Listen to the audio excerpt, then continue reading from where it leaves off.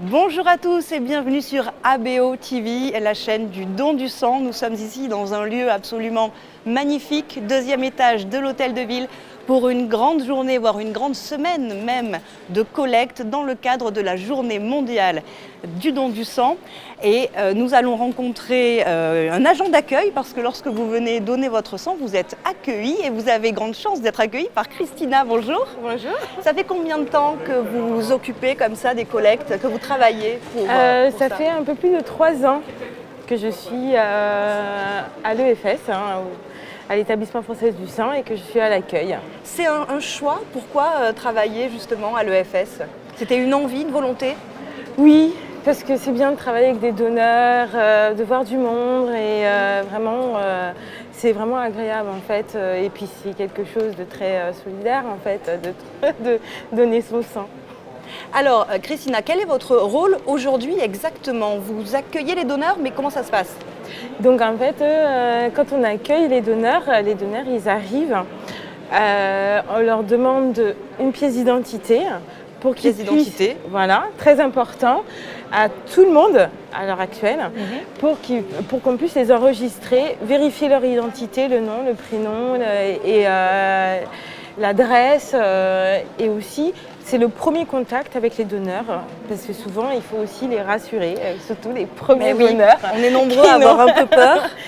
Et heureusement, il y a le sourire de Christina pour nous accueillir. Alors ça se passe juste derrière, avec des ordinateurs, on s'inscrit. Exactement. Premier don ou pas, c'est la même démarche? C'est la même démarche. D'accord. C'est exactement la même démarche. D'accord. Il faut vraiment avoir sa pièce d'identité. Est-ce qu'on a besoin d'un carnet de santé? Non, on n'a pas du tout besoin d'un carnet de santé.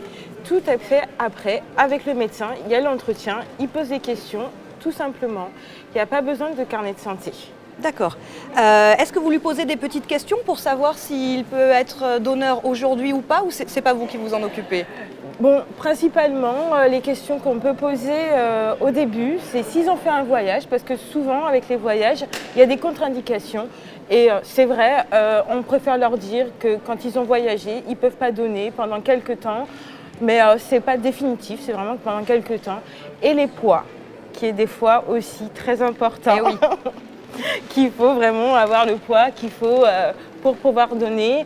Et c'est vraiment les strictes questions qu'on peut poser à l'accueil. Après, c'est les médecins. Et ensuite, donc, vous, Christina, vous les accompagnez jusqu'au médecin. On va suivre un petit peu le parcours d'un donneur et retrouver le docteur Villemur.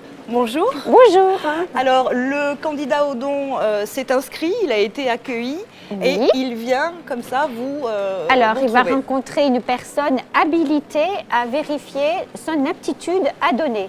Médecin ou infirmier, infirmière? Alors, c'est des médecins et des infirmières qui ont une formation d'habilitation à l'entretien pré-don. D'accord. Donc, ces entretiens pré-don se passent derrière nous, dans ces cabines. C'est confidentiel. C'est confidentiel, c'est privé. Voilà, on ne peut pas les voir. Et quels sont les types de questions que vous pouvez leur poser? Alors, nous allons poser des questions sur les antécédents médicaux. Qu'est-ce qui s'est passé dans leur vie d'important? Quelles maladies importantes ils avaient? Et est-ce qu'en ce moment, ils sont malades? Il faut être en bonne santé pour donner son sang. Donc, on va leur poser des questions. Quels médicaments vous prenez? Et surtout, est-ce que vous avez fait des voyages aussi? C'est très important, ça, les voyages. D'accord. Alors, je vais poser des questions qui sont certainement celles que tout le monde se pose et que vous entendez derrière ces paravents. Voilà. Alors, première question, je pèse 54 kilos. Est-ce que je peux donner mon sang? Oui, 54 kilos. Il faut peser 50 kilos pour pouvoir donner. Quelle que soit sa taille? Oui, c'est minimum 50 kilos. D'accord. J'ai accouché il y a 8 mois. Est-ce que je peux donner mon sang? Oui, Ah. il faut attendre 6 mois après l'accouchement. On prendra la précaution de vérifier votre hémoglobine avant le don parce que l'accouchement et l'allaitement éventuellement peuvent faire diminuer vos réserves de fer. Mais si on est à 8 mois de l'accouchement, on a le droit de donner son sang. Et ce test d'hémoglobine, il se passe où? Ça fait mal? Ça se passe comment? Ah, ça fait mal. Les messieurs ont mal. On pique le bout du doigt avec une petite lancette, on prend une petite goutte de sang, on le met dans un appareil qui s'appelle un photomètre et on a le taux d'hémoglobine en direct. Immédiatement? Oui, 2 minutes. Voilà, ça se passe après l'accueil et avant de voir le médecin très souvent. Autre question, j'ai déjà donné mon sang le mois dernier. Est-ce que je peux à nouveau venir le donner? Alors, merci de revenir déjà, ça c'est génial, parce que c'est bien de donner, mais il faut redonner. Alors, je ne pourrais pas aujourd'hui vous prélever une poche de sang, parce qu'il faut attendre 8 semaines pour redonner le sang. Mais on pourrait vous proposer de donner du plasma, parce que le plasma, on peut faire tous les 15 jours le don de plasma, et au bout de 4 semaines, on peut donner des plaquettes. Mais là, il faut aller sur des sites fixes parce qu'on utilise des machines pour faire ces deux types de prélèvements. Qui ne vont prendre que les plaquettes, et Voilà, le plasma. que pardon. le plasma ou que les plaquettes. D'accord. Je suis tatouée. Mon tatouage a un peu moins d'1 an, l'été dernier, on va dire. Est-ce que je peux donner Mais mon sang? bien sûr, bienvenue. Si ça fait 1 an, vous pouvez donner. 1 an, c'est la limite. Non, c'est 4 mois. Il faut 4 attendre mois. 4 mois après un tatouage Ça pour va. donner son sang. Donc là, aujourd'hui, il n'y a pas de souci.